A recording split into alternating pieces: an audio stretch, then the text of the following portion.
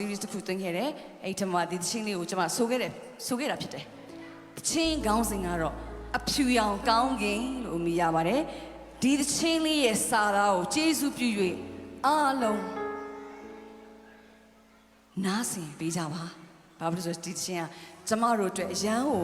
လိုအပ်နေတဲ့စာသားလေးတွေလည်းဖြစ်တယ်ဒီသချင်းလေးကြားပြီးတဲ့အခါမှာလည်းကျွန်မတို့ခွန်အားရကြလိမ့်မယ်လို့ကျွန်မမျှော်လင့်ပါတယ်အဖြူအောင်ကောင်းကင်လို့မြည်ရပါတယ်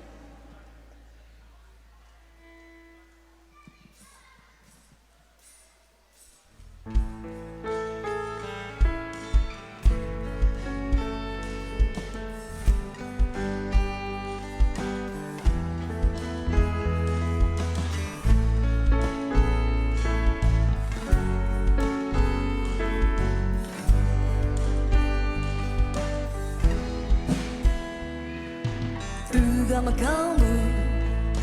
သူကကောင်းတယ်တစ်ဖက်သက်ဆွဲတဲ့များစွာနဲ့သူနဲ့မပေါင်းဘူး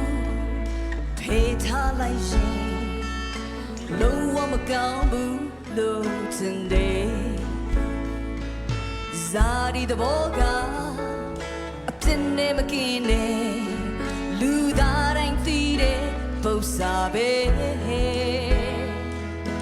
အပြစ်သားချင်းချီနှောင်ထားကြရင်ခရစ်တော်လုံးဝပြောင်းနေမယ်အသွေးရောင်တွေနဲ့အစစ်တခွဲလို့နေလေကောင်းကင်ရောက်ရင်တူတူပါပဲညစဉ်ညတာ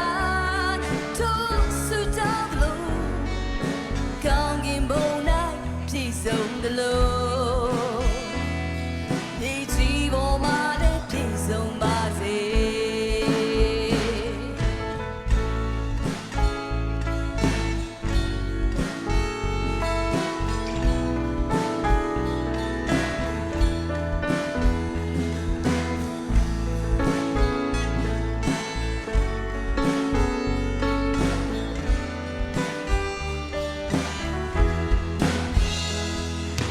သူကမကောင်းဘူးသူကကောင်းတယ်တစ်ဖက်သက်ဆွဲချက်များစွာနဲ့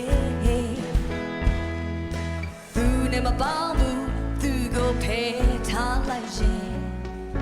ခရစ်တော်လုံးဝပြောင်းနေမယ်ဇာတိတဘောကအပြစ်နဲ့မကင်းတယ်လူသားတိုင်းသိတယ်ပု္ပ္ပာပဲအပြစ်သားချင်းချီနှောင်ထားကြရင်ခရစ်တော်လုံးဝပြောင်း